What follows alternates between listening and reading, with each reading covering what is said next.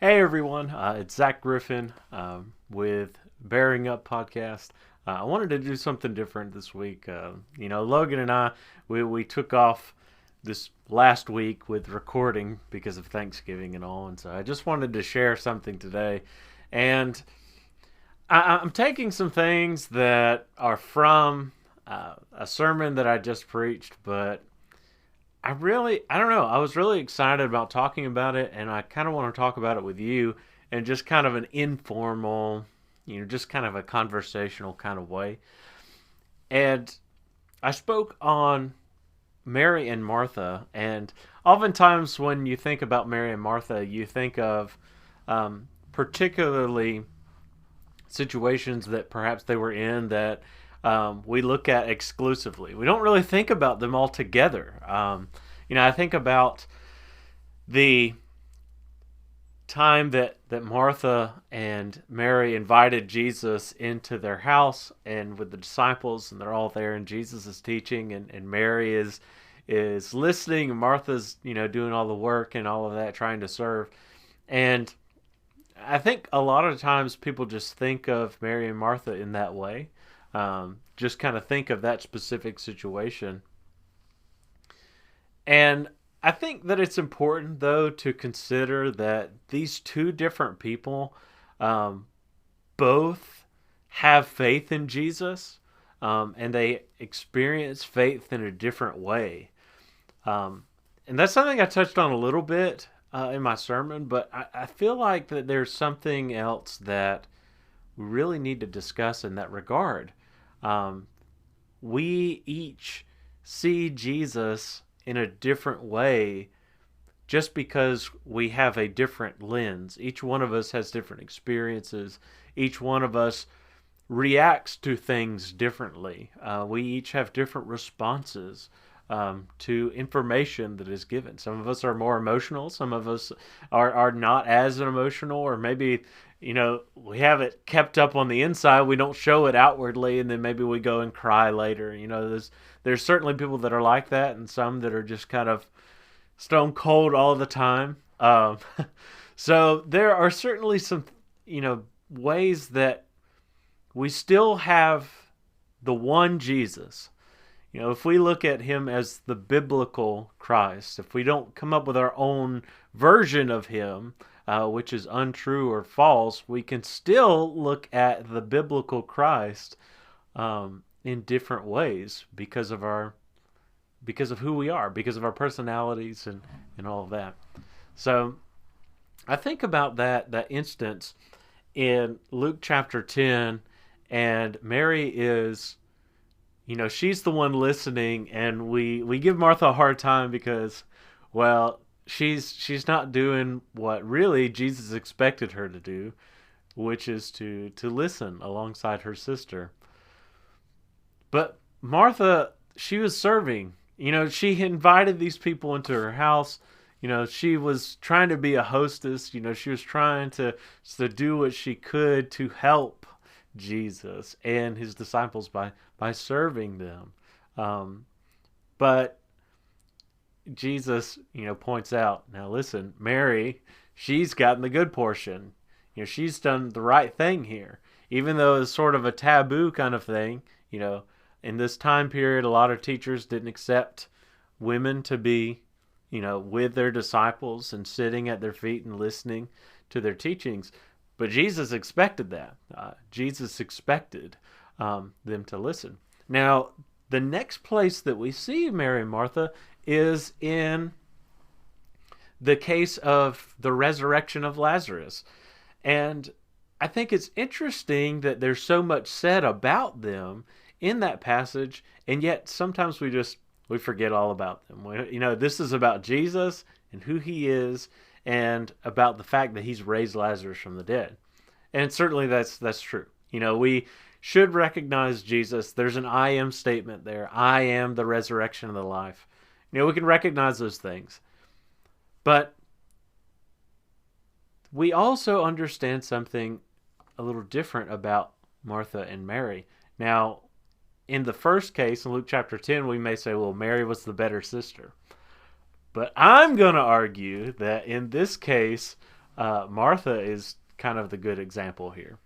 The reason I say that is because both of them heard that Jesus was coming after their brother had died. Lazarus had died, and he was in the tomb for 4 days. They hear that he's coming, and Martha goes out to see Jesus, and Mary stays in the house. Now, we can think about that, and we can look at that in different ways and kind of, all right, well, why is she sitting in the house and now and she doesn't go out to meet Jesus, and why is Martha going out? Why is she stopping what she's doing, consoling her sister perhaps, or some something in the house that they needed to do. She was the servant before. Maybe she was in the middle of something. We have no idea. But we do know that she went out to see him, and they both say the same thing. They both say, if you were only here, my brother would not have died. And I think it's interesting that they both say that. They both say the same thing, but that statement is accompanied with different things. Martha seems to be the one with the head on her shoulders. And so when she comes out and she speaks to Jesus, she says that statement, but then follows it up by saying, but if you ask the Father anything, I know that he's going to answer you. And this is the context of her brother's death, of this dying. And Jesus, he goes on, he makes this sort of a teaching moment. She confesses that Jesus is the Son of God. She believes, she has faith. And she had faith even before those statements, those questions that Jesus had for her before that teaching, because she said, but if you ask the Father anything, he's going to do it. Now, I think that's pretty incredible. We give Martha a hard time, but here it seems that she was a good example. She believed against the fact that her brother had died that Jesus could do anything. That he could do anything, that if he asked God anything, it would be done. And I think that's an incredible faith. We don't need to forget about that. Mary, on the other hand, she falls down and she weeps. There's not anything else accompanying that statement. So she just falls down and she weeps because her brother has died and because Jesus wasn't there to save him from death. And so we see they respond to Jesus in a different way. Again, it seems Martha's the one with the head on her shoulders. She wants to be responsible and all of that. She doesn't seem very emotive, but she has faith. She has faith. They handled loss differently, it seems. And they handled meeting Jesus with that loss in different ways. So I think that it's important to recognize this, especially when we're trying to be good encouragers. Going with the theme, the idea behind this podcast, to be those that build up and lift up. We have to be able to have, if we don't have it naturally, we should develop an empathy for others, to try to feel how people are feeling as they are going through some kind of trial or some kind of issue. The reality is we're all different. The reality is that we all experience things in a different way.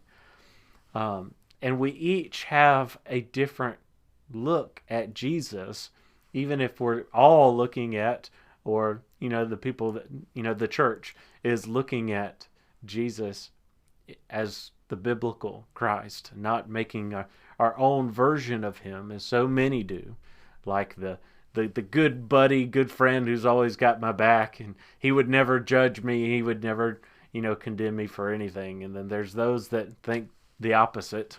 But when we look at the biblical Christ, we still can see him through each of our different lenses.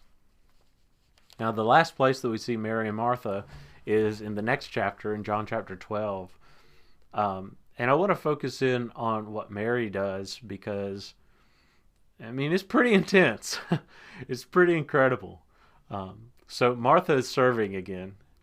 There's this feast. I believe the feast is for Lazarus having been raised from the dead. The feast may have been for Jesus because he had been there in Bethany. It doesn't seem super clear to me as to why they're having this feast. It's one or the other, one of those reasons. Um, and so Martha is serving, and Mary gets down on her hands and knees, and she uses this expensive ointment to anoint Jesus' feet and then to wipe his feet. There's so much ointment, there's so much oil on his feet that she has to wipe them down with her hair. Um, that's pretty intense. I mean, she could have tried to find a rag or maybe her clothing or something like that, but she uses her hair. And I just think that that's so strange. And I think when we read this account, we read the other accounts too, that, and I believe that may have been more than just this Mary of Bethany that did this with Jesus. There's an account in Luke as well where a woman cries, and her tears and her hair are what cleaned Jesus' feet. And so maybe this is a different instance. Could be the same, but I think this is different. Um, there's a different context. It's not in a Pharisee's house. This is a feast for Jesus, for Lazarus. And so she does this. And she does this not just in front of Jesus before him, but her sister is there. And her brother is there. And all these disciples are there too.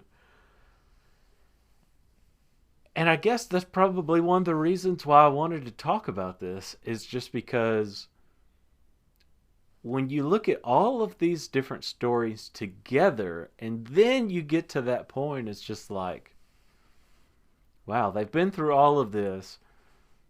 We can kind of see who they are a little bit. There's some personality there. And so when you're starting to get to know these people, she does this. It's just like, what?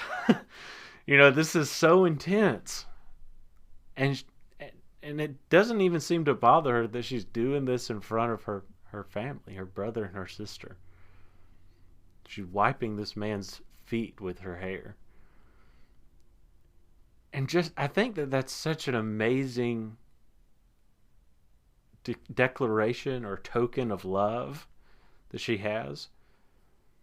But I think that in focusing on that, we also forget that Martha was there too, and she was serving. Obviously, one of these is greater than the other. It seems, as far as an act of love, an act of humility, an act of just completely, destroying, putting off yourself on behalf of Jesus. It is a self-humiliation that she's doing. Obviously, one of these is greater than the other, but Martha is still there and she's serving. So I want us to understand that when we face Jesus, sometimes we respond to him in different ways. Not everybody is going to feel inclined when they hear the gospel message to become a preacher or to be some kind of minister in some way. I can tell you that that's the reason why I'm a minister. It's because of the gospel. I feel that there's a power in the gospel that the world needs to hear. And I believe that, the brethren need to be equipped with that gospel. They need to be motivated. They need to be encouraged. I like to think that a lot of my preaching is for that encouragement to be motivated to live as disciples of Christ. And certainly that was one of my goals with this lesson that I preached. But not everybody is going to respond in the same way, but they can still respond faithfully. They can still respond faithfully. We can each see Jesus through our own personal lens and still see the biblical Christ. And just because people don't see him the same way that you do, even in the church, it's not something to get hung up about. Just because others aren't inclined to preach with the same fervor that you have doesn't necessarily mean that there's anything wrong with them. Um, I think that we all have an obligation to be ministers for Christ, to serve in some capacity, but each of us has different gifts. Each of us has different abilities. We have our different experiences. We have the different aspects of Christ that perhaps drive us a little bit more than others. Um, I think of those that pray to God and they're in the public prayers, these men, and some of them focus heavily on the fact that He is the Father. Um, and then there are those that look to Jesus as King, and they're still looking at Jesus from a biblical standpoint. We all can receive Jesus and we all can respond to Jesus in different ways. Of course, we all need to obey the gospel. Of course, we all need to believe what we have heard of the gospel, that we should repent, we should confess that Jesus is the Christ, that we should be baptized. Certainly, we should do all of those things and then live faithfully. But our faith is really our own, and we have a relationship with God. What we can do for each other, though, is try to have some sympathy, have some empathy um, towards each other in this regard. The fact that we receive Jesus, that we respond to Him in different ways, that some of us are more emotional than others, and some of us we just respond differently. So that's all I wanted to really share with you today. Please go and like the Facebook page and YouTube, subscribe, do all of those things. We'll probably be doing some more of this kind of stuff too, with these devotionals and all of that, in addition to our podcast. So thanks for listening, everyone. I hope everyone has a wonderful, wonderful day.